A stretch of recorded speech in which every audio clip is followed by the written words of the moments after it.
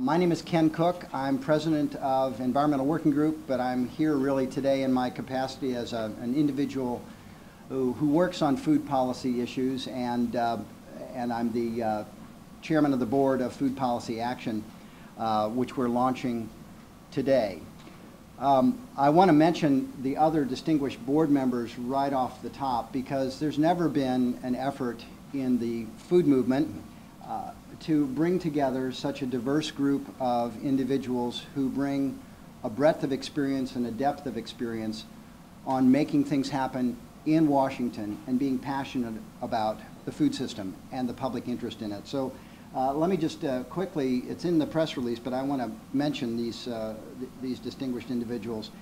In addition to Chef Tom Colicchio, who you'll be hearing from in just a moment, Ray Offenheiser, president of Oxfam America, Robin Shepper, who's the former executive director of the First Lady Michelle Obama's Let's Move initiative, Reverend David Beckman, who is the president of Bread for the World and the UN World Food Prize laureate, Gary Hirschberg, co-founder and chairman of Stonyfield Farm, Wayne Pacelli, who's the chief executive officer and president of the Humane Society of the United States, Michael Jacobson. We're here to celebrate Food Day, just one of the many innovations that the Center for Science and the Public Interest has introduced into our thinking about food.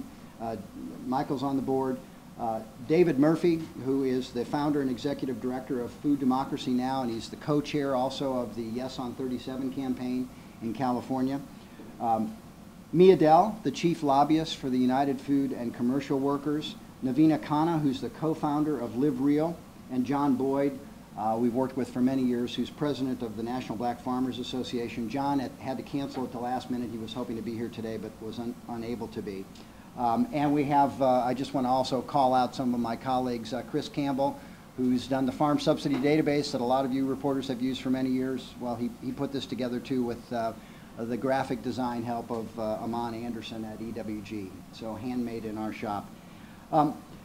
The reason we're here today is because about a year ago, a small group of us who have been working for many, many years on different aspects of food policy started a discussion asking ourselves why, in the first instance, the food movement doesn't yet have the political clout we think it ought to have, based on the dramatic increase in interest in how our food is grown, where it comes from, how people in this country are faring during this terrible economic downturn that we're still suffering from. How are they feeding their families?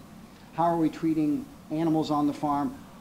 All of these issues and many more, we realized we were pursuing as issue advocates in a sort of a narrow set of silos. Even when we worked on more than one of these issues, we found that we often weren't working together in a way that gave us the political clout that we think the public would accord if they knew how Congress was doing on food. And so our first instinct was to put together a straightforward scorecard which we could utilize, that we would be able to tell editorial pages, reporters, and most importantly, citizens in this country, how is my member of Congress doing on all of these food issues that I keep hearing about? People getting sick from food poisoning, kids being hungry because their parents have lost a job, farm subsidies being spent on operations that are very large and very profitable, maybe don't need it. Pink slime, fill in the blank. All of these legislative issues were not being tracked by any organization to really come up with a comprehensive picture of what it means to be in Congress and be serving, taking these votes. Where does that put you with respect to the public's interest in food policy? So Food Policy Action is designed to begin filling in some of those answers. And the tool we're releasing today, the National Food Policy Scorecard, is the first step. It is literally a scorecard of dozens of votes taken in the House and in the Senate. My colleague Scott Faber, who's led our effort at EWG to put this together at the staff level, is going to explain all of that in just a moment. But we made very, very strong efforts to bring together the best thinkers that we could gather, who work day in and day out on Capitol Hill in the public interest on food policy, to identify the votes we thought were most important, and then to combine them and come up with a straightforward score. And so it's one vote. They're all weighted equal. That's our first cut at this. We think it's a very objective set of votes. We think it's well supported by the facts that are laid out in the scorecard, in the documents. We feel it's evidence-based, and we think when the public sees it, they'll realize that they now have a way to answer the question, all these issues with our food system, how are the people who represent me in Washington doing? So it's a very exciting day for all of us in the food movement who've been wanting to see a little more political clout brought to bear on some of these issues. And I want to now ask my friend and colleague Tom Colicchio to say a few words. As all of you know, he's a chef, a restaurateur.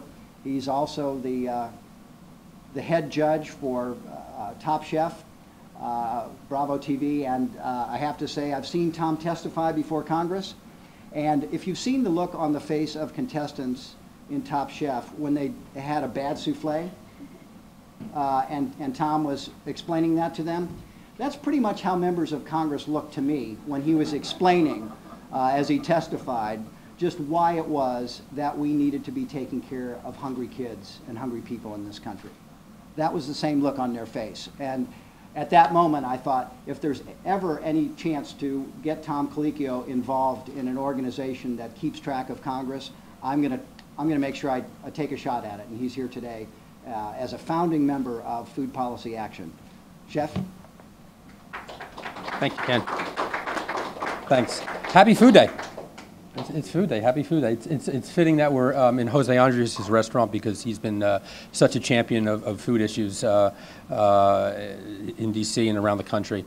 You know, to me, this and was really happy to join Food Policy Action, but also what I really enjoyed about it and liked about it, it didn't appear partisan at all. A lot of the conversations that we had leading up to this was very clear that we wanted to make this as fair as possible. And quite frankly, I don't think this is about politics. This is about values. So if you value how your food is made, if you value where your food comes from, if you value farm communities, if you value the earth, whether or not you think organic farming is important, if you value and think that it's important that people not go hungry in this country, if you value these various things, you say to yourself, okay, how are my representatives voting on these issues, on these value issues, not these political issues, these value issues, and how does this sort of, how can I get them to change and spend my money the way I want them to spend my money? Because we're all getting taxed, we're all sending our money, and it's all getting spent. And so again, is someone going to spend my money according to the values that I have?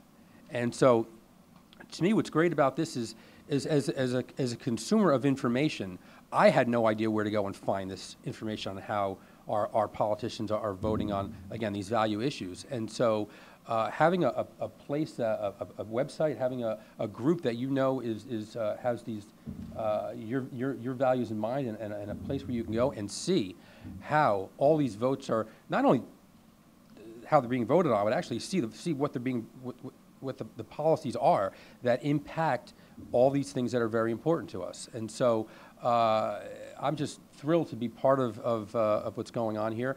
You know, as a chef, I produce a lot of food, and again, you don't really think in terms of how this affects the larger population at large, and how various things, whether it's organic farming or whether it's the way farming runoff pollutes water and pollutes the environment, various things on how we can improve things like school lunch and improve the ways that people are able to actually receive certain benefits.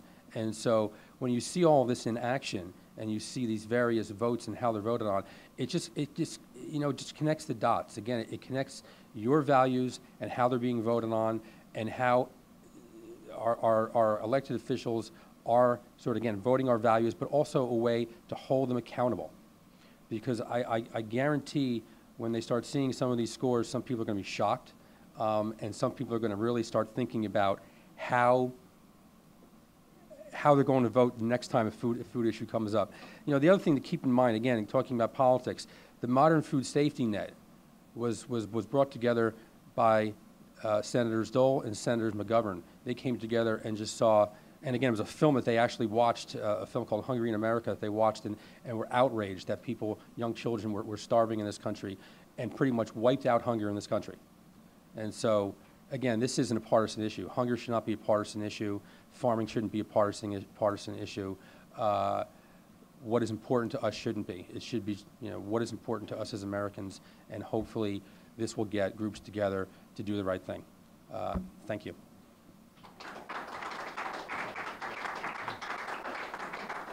Okay, thank you, Chef. And my name is Scott Faber. I'm thrilled that you can join us for the release of the Food Policy Scorecard. I'm just going to take a minute to walk through the first scorecard, some of the votes that we scored, and throw it open to questions for Ken and Chef Colicchio.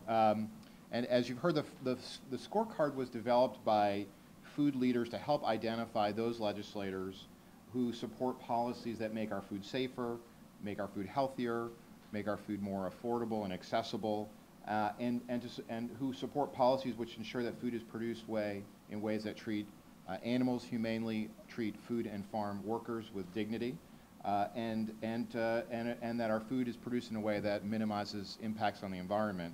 And the scorecard will also help voters hold legislators accountable when they vote against the interests of hungry people, when they vote against the interests of food and farm workers, when they vote against the interests of family farmers, and ultimately when they vote against the interests of consumers. So for the 112th Congress, the Vote Advisory Council that ultimately makes recommendations to the Food Policy Action Board looked at 39 food-related votes.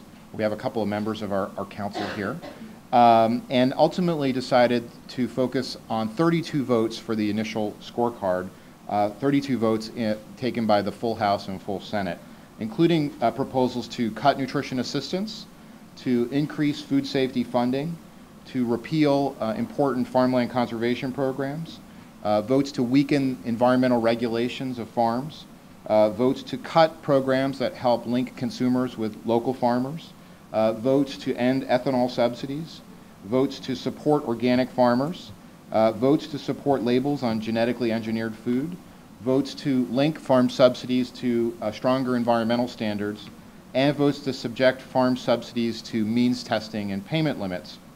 As I said, these votes were all identified by a council of food policy experts and ultimately endorsed by the Food Policy Action Board of Directors. Now I'm going to turn it over to you all just to see if you have questions or comments. Who'd like to ask the first question? Alan.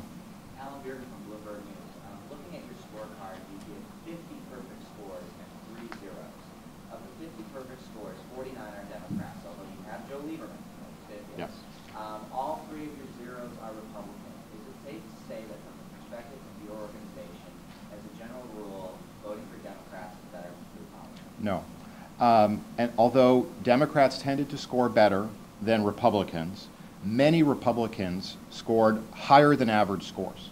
And for example, I'll just give you sort of a broad overview and then narrow in on a few members. So in general, members from the Northeast, the Northwest, but also from parts of the Midwest, Republican members from the Northeast, Republican members from the Northwest, some Republican members from the Midwest received higher than average scores, and in fact received higher scores than many Democrats. Some examples are the senators from Maine, Senator Scott Brown, several Republican members of the House from New York, including Chris Gibson, Richard Hanna, Robert Dole from Illinois, Eric Paulson from Minnesota, 2 Republicans from Washington State, including Dave Reichert. So when you look closely at the scorecard, you will find that although Democrats tended to score higher than Republicans, that many Republicans scored higher than average. And the opposite is true as well. Many Democrats scored relatively poorly.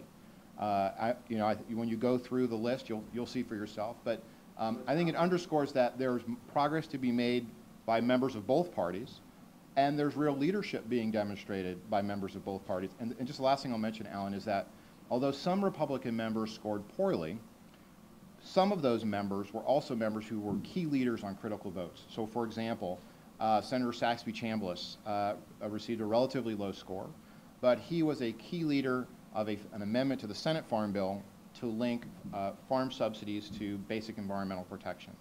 Senator Tom Coburn from Oklahoma also received a relatively low score, but has been a stalwart champion on efforts to reform wasteful subsidies. So I think this is unlike many other scorecards where there are many members of both parties who do well and many members of both parties who could do much better. Carolyn? Yeah, a follow-up to that. In the past, in discussions around the Farm Bill, you've had a coalition with NCG, National Taxpayers Union, Grover Northwood Group, and so forth. Is that breaking up with this because you're not strictly focused on subsidies, but into softer issues like? I'm going to ask Ken Cook to answer that. Like, I don't know if hunger is a softer issue, but environmental protection, that kind of. You know, it really had to do with the votes that were available in the first instance, what we could score. But the food policy action was really designed not primarily to bring people in who had worked with us on issues at Environmental Working Group and some of these other organizations that are represented on the board. It was really designed to step back and say, okay, this is really fundamentally a set of political indicators we're developing here. And so from our standpoint, what we really wanted to have was organizations that paid a lot of attention and knew what these votes were really about when they came to the House and Senate floor. That's the foundation on which we built this board and the advisory committee. And you know, we all know that there have been some political footballs this year about food that haven't been around before. Discussions about the food stamp program, the SNAP, now called SNAP, of course. Discussions about reforming school lunch, criticism that we've tried to reform it in ways to make it healthier and now the kids don't like it. And these have been politicized. All the more reason, I think, to provide some objective information, at least we think is objective, for voters to examine and reach their own conclusions based on organizations that are pushing in the public interest. We don't always agree, the organizations even on the board or in the advisory committee, institutionally. But when we stepped back and started the organization, and I think in particular, I wasn't able to be at the meeting, but in particular the organizations that came together to select the votes really took their institutional hats off and looked at it from the value standpoint that Chef Colicchio was mentioning. You know, no kid should go to bed hungry at night. Animals should be treated humanely. We shouldn't be wasting taxpayers' dollars on subsidies when other things, including giving some money back to taxpayers, are important, and so forth. And at that value level where the public interest, I think, is pretty clear, we had very ready agreement on which votes to select and which ones, you know, didn't seem to represent the integrity of the scorecard. For example, the vote on the Ryan budget is mentioned but not scored in the scorecard because a lot of people felt that vote was about too many other things than just food, even though food was took a big hit from our standpoint. The vote on the SNAP program, the cuts to the SNAP program were terrible. But we stepping back from that, recognized, even though many of us worked on that vote, that this was much broader than food and didn't deserve to be fully scored.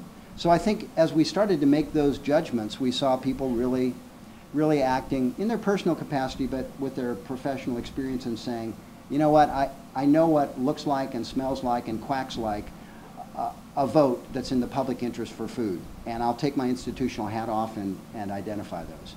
So I think in issues we've got probably half a dozen or more coalitions represented who work on food safety, work on the Farm Bill.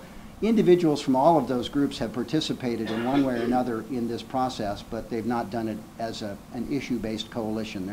We're not lobbying one another to take positions on legislation. We're saying these votes have been taken. What's it mean? And the result is the food policy scorecard. Scott, you want to? Chef, you good? Jerry, did you? Yeah. Could you tell me who is funding the food policy action effort?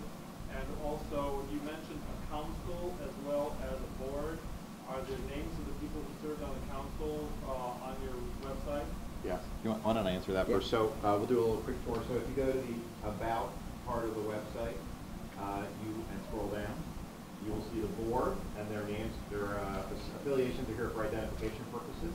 And then if you go further down, you'll see the Vote Advisory Council. You want to answer the first question? Yeah, right now it's we're launching this. This has been supported mostly for the initial startup by Environmental Working Group. We've supported it with funds from our many members, and later this week we'll be launching this organization with its freestanding funding base because we'll be able to accept donations online. So we expect this to be this is a completely separate 501c4. This is not a we incubated it at EWG because we don't have enough money for a staff and so forth at this point. But our expectation is that over time, this organization will acquire a staff. It will be able to stand on its own and leave the nest, as it were, pretty quickly. So we're reaching out for support now. It's a busy season of people holding their hand out asking for money related to the election. We knew that going in.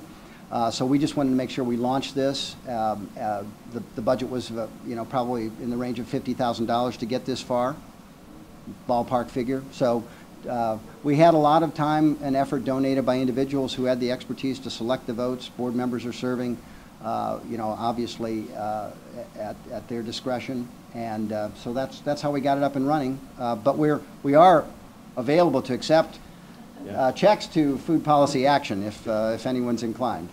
If I could just follow up. Yeah. So for the future, do you have plans for any activities besides issuing this maybe every 2 years?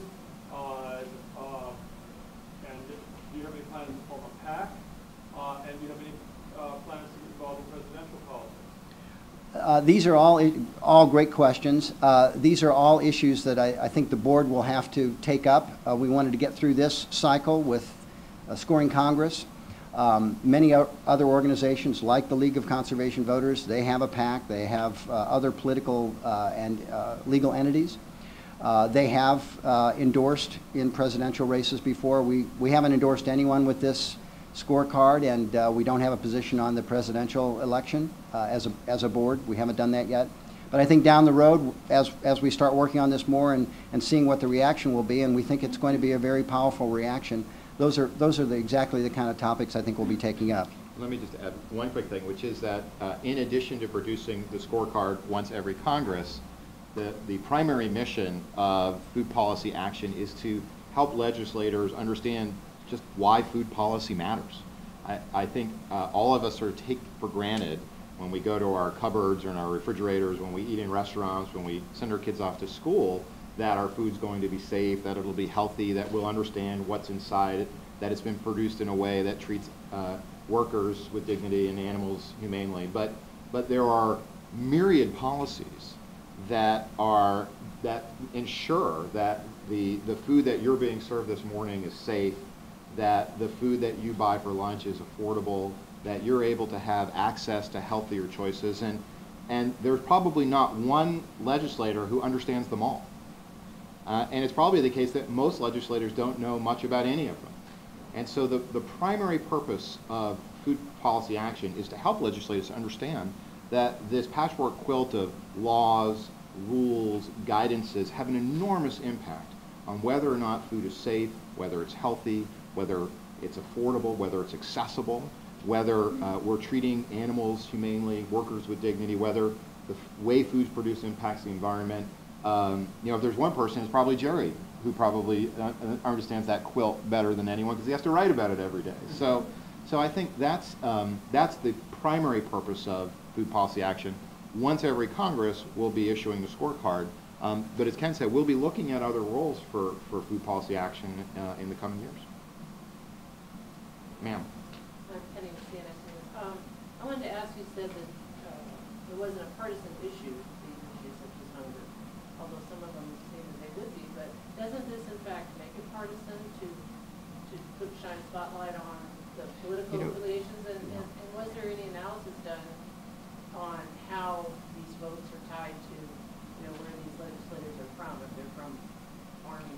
Yeah. and all that, those issues? Well, I mean, as Ken and Chef Colicchio said, we're the scorekeeper. You know, all we've done is taken our hats off and applied our values to the question of what do I want to know about how my legislators are voting on food. And so all we've really done is answer that question for you so that you, voters, consumers, can step back and look at, did my legislator stand with me when it comes to keeping food safe or healthy or affordable or accessible and so on. But what's interesting is when you do look at, and I know you're all going to run home and run back to your offices and kind of play around with the website, when you look into it, not only do you find that food is a more bipartisan issue than you might think, where many Republicans score well, many Democrats score poorly, that it's also an issue where you can find leaders in every part of the country. So you could, when you click on the states, you will find members of the House and Senate from the heartland who have very high scores. You will find members from California and New York who have very low scores. So it's not simply a case of one part of the country tending to vote one way and another part of the country tending to vote another way. But I invite you to look. I think it tells you a lot about who is stepping up, and it'll surprise you to see members that those of us who follow politics, you might think, well, gee, that's a guy or a gal who might not necessarily vote with consumers when it comes to food policy. Members stepping up and voting more frequently with consumers and workers and family farmers than you might imagine.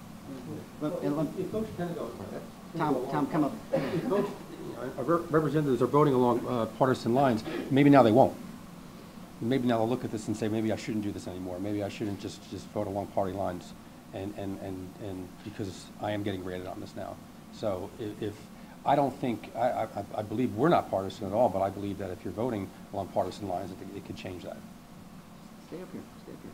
We never know. We'll probably need you again. I don't think we made it partisan, but we're making it political. Small p. We're making this set of issues political for the first time. They took the votes themselves. In some cases, I think, in early discussions we've had in talking to members about their votes, they're surprised to see how they've scored poorly in some cases. I don't want to mention any of the conversations. They were really meant to be private, but the overwhelming reaction that we've had is that many of them are now looking at those votes differently, just as Chef Colicchio just said. So I think making it political, there was a time when making something political wasn't the same as making it partisan. And what we're trying to do now, I think, is by being the referees, by being the scorekeepers, we're trying to invite, by putting some sunlight on these voting records, we're trying to invite members, as Chef Colicchio just said, to think about their votes in light of these values and decide for themselves. If my party's not in the right place on this, or if my neighbors aren't in the right place of the same party or different party, does that mean I have to vote the same way? Or should I think of this differently? And we hope this scorecard will start people thinking about the food system differently, thinking about it more in the public interest. Not in a partisan way, but definitely in a political way.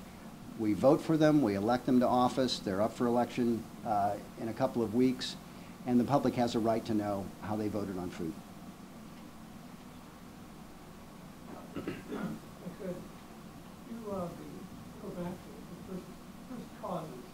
You began your comments by saying today's effort is sparked by the question of why the food movement doesn't have as much influence as it should. Yeah. Maybe you can answer that question. Why doesn't it? Well, one reason we felt the food movement hasn't had the political clout that it should is we didn't have some basic tools that would bring us together around basically political decisions. If you look at our loyal, faithful opponents on any given topic, they're writing PAC checks, they're holding fundraisers, they're endorsing candidates left and right. And within the food movement across all the organizations, there are some that do some of that, but it's usually in a fairly narrow band of issues. And so our thought was, well, we know we're not going to be able to write big checks as a food movement, at least not yet, And we know we're not going to be able to hold fundraisers and have all the other paraphernalia that goes with making this town bend to your will if you're a vested interest, a special interest.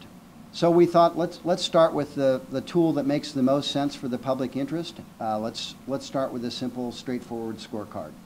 And from there, we'll see. My feeling is that from the reaction I've gotten talking to people over the last year, tremendous interest from organizations across the spectrum of issues involved in the food system. And sometimes people work on federal legislation, sometimes they don't. Sometimes they'll work on a couple of federal legislative issues, but that's it. And so now they can stand back and say, you know, I don't work on anti-hunger issues, but I think it's right to score this. We ought to keep track of who's voting against poor kids getting food. We ought to vote against. We ought to know who's voting against a modest increase in spending for food safety. We just passed this food safety bill, and we don't have enough money to make it work. That was the idea. So I like to think that this is the first step. Just providing this simple tool is the first step to helping bring the food movement together, giving them a political voice in Washington and nationally, and inviting more and more of them to join this effort to be smart about what's happening in D.C. because it affects every aspect of the food agenda. I have a couple more questions, and then we'll wrap it up. Yeah. Alan, Yeah, scorecards can be used actively, they can be used passively. You'll see Grover Norquist and other folks say before a vote, hey, look, this is going to be our scorecard. Is that a tactic you would use in this? We'll definitely be alerting people that food votes in the 113th Congress could potentially be scored votes. Ultimately, it'll be up to the Vote Advisory Council and the board to decide which votes would be part of the scorecard at the end of the 113th, but we think it's important to let members know that a vote to cut spending on food safety or to cut spending that helps organic farmers or whatever the vote may be could be scored. I think one of the things we've just found in the last few days is that as members have thought about their scores and as they've contemplated what it means to not have a perfect score or to have a very low score, you can tell that they are thinking twice about particular votes. And so I don't think there's any doubt that this kind of transparency will certainly force legislators to think twice when they vote against the interests of hungry kids or food workers or consumers. The lady in the back here. So you talked about how the lawmakers are choosing to scorecard, but how do you think voters could care about it? And will this be using a cameo untouched? Well, I think the cameo on Top Chef question, I know where that one goes. How we're going to make voters care in the first instance is by widely disseminating the results of this scorecard. Disseminating it to members of Congress, making sure staff understands it, making it publicly available. And then there's tremendous interest in the food movement with bloggers and publications to get the word out. We've already heard a lot from people who are going to be writing about this in the next few days. Some very prominent, some less so, but all engaged in food policy. So I think by the end of the week, you'll see a lot more public awareness and access to this website where people will be consulting it. We hope as we scale up, and that's the ambition to scale up, that we'll be able to really retail this very directly in the years ahead. And in addition to giving members advance notice that something might be scored, really be able to bear down and widely disseminate it. But we'll be spending a lot of time and effort going to editorial pages all over the country. We'll try and cover all of them.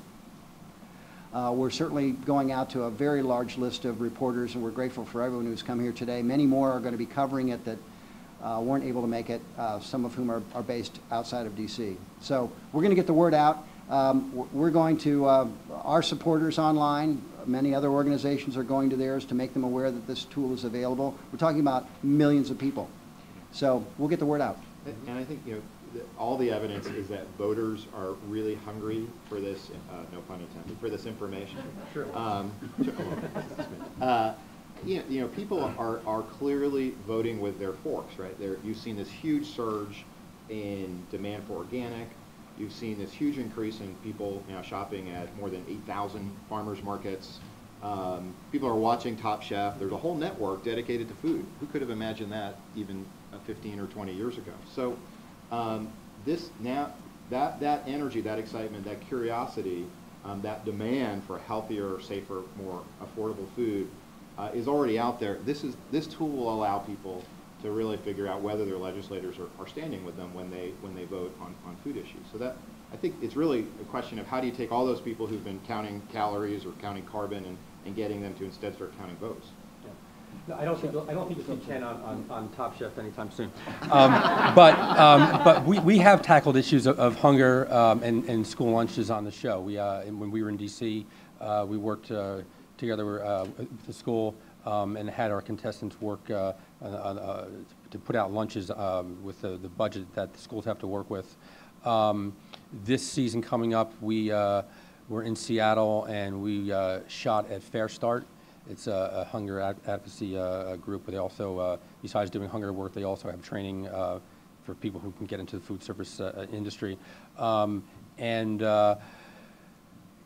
we haven't talked about is obesity, which is actually the sort of flip side of hunger, and that is clearly in the public right now. When you have to make choices as a family to purchase fast food and soft drinks because that's what's affordable.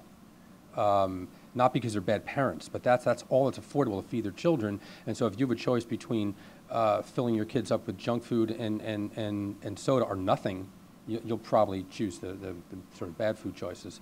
So I think more and more you're going to hear about it. I'll plug my film for a second. March 1st, my wife and her partner, Christy Jacobson, we have a film coming out. It'll have national distribution. It's called A Place at the Table, where we tackle hunger issues, obesity issues, and some of the reasons why. We don't try to offer suggestions on how to fix hunger, but we definitely, I think, break down and explain how people are hungry, why they're hungry, and in 4 years of making the film, we figured out that as a chef, for the last 25 years, I've been doing various work raising money for hunger issues. And you find that even though you're working with some great organizations like Share Our Strength or the various local food banks, the problem just keeps growing. And so there's a systemic issue here. It's not an issue of just money. You can keep throwing money at this problem. It's not gonna really fix it. And so I think there is an answer, and somewhere it lies in the government. And but it's become a major issue. And you have 50 million families, 50 million adults, including 17 million children that are food insecure.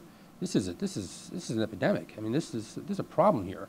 In the greatest country ever, if we can't feed our people that are unfortunate to help themselves, every single president since Reagan has gone on record saying that if one person is hungry in this country, we failed. And yet nothing seems to happen about it. And this is both Republicans and Democrats, and nothing seems to happen about it. And so hopefully with this film we could shine a light on this, and hopefully that will start a public discourse as well as what we're doing here. I found it very interesting that through 3 presidential and 1 vice presidential debate, not once was food mentioned or hunger mentioned. Not once. That isn't exactly right. Mitt Romney complained that there are too many people that are on food stamps. Okay, exactly.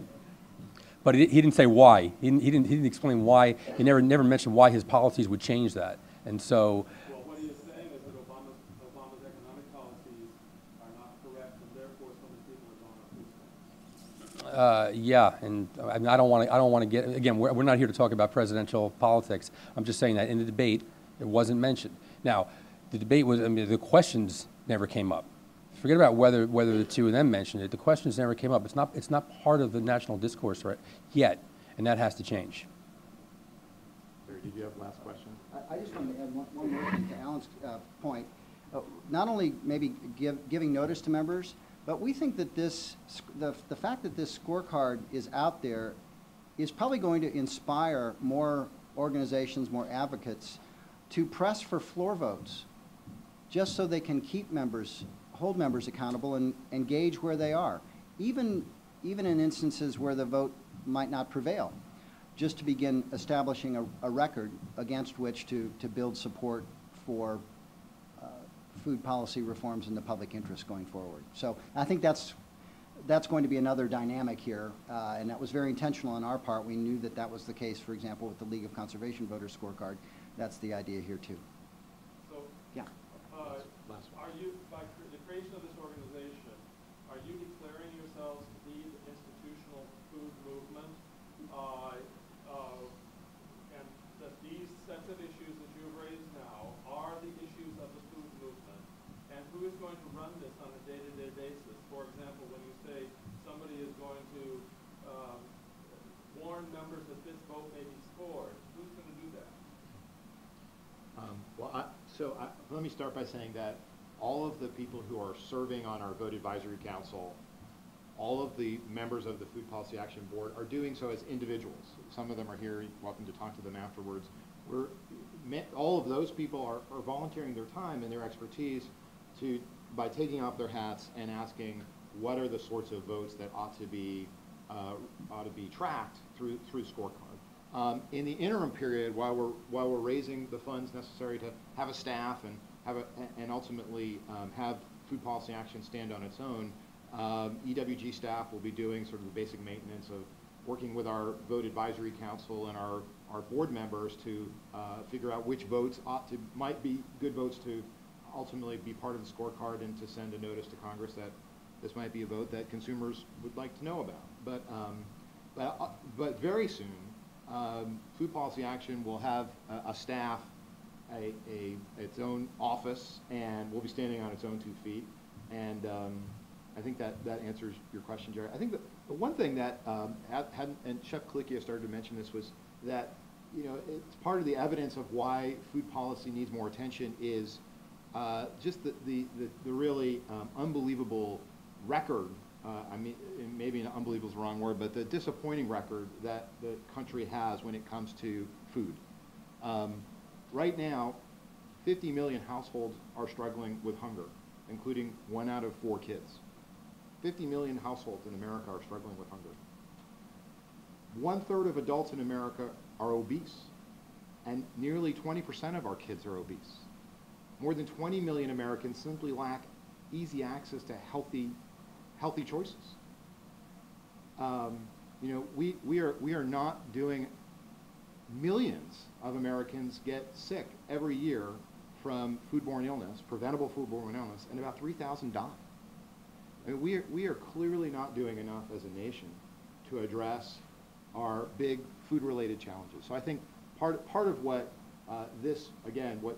one of the reasons we've created Food Policy Action, one of the reasons people are volunteering their time is this part of the website here, why food policy matters. Reminding legislators what's at stake, why it's so important that we keep our food safe, why it's so important that no kid goes hungry, why it's so important that we support our family farmers and food workers and farm workers. So I think that's what a lot of attention today will be on the scorecard, as it should be, but we shouldn't lose sight of why we really ultimately created Food Policy Action, is to draw more attention to how these policies ultimately address these big food-related challenges. Yeah. And I would just say, we don't claim to represent anyone other than the board of the Food Policy Action and the votes that we scored. And it's, again, there are lots of nuances around the issues themselves, and lots of differences even within the food movement about what to take on and how to take it on. So those are usually worked through in various issue coalitions and debates that we all have in the councils that we travel in as Environmental Working Group or Bread for the World or Oxfam and what have you. This is different because this is really not about adjudicating positions and drafting and developing amendments and ideas. This is really about the votes have happened. We have this list of them. Which ones really reflect the public interest in food? Which ones are a test of that? And that's all we are claiming to have done a very professional job of looking through all of the votes that Congress took, that we thought could reasonably be considered to be about the food system, and picking what we think are a very defensible set of them as the first food scorecard, a metric, a measure of how the people who have been sent to represent America in Washington, how they have voted on food. One final question. Will you accept funding from corporations and agribusiness, for example, these groups that are anti-ethanol? You know, that's going to be a decision for the board to make. No such checks have flowed in, so we haven't had to make that tough call. But that will be that kind of question will be up to the board of directors to decide. I don't have an answer for you, but we've accepted and solicited no such money so far.